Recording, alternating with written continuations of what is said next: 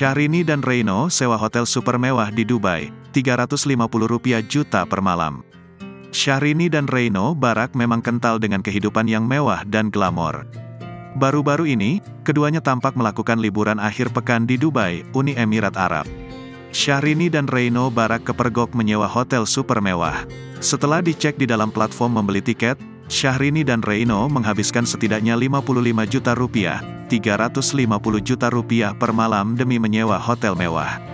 Syahrini terlihat memamerkan momen-momen saat liburan serta hotel tempat ia menginap.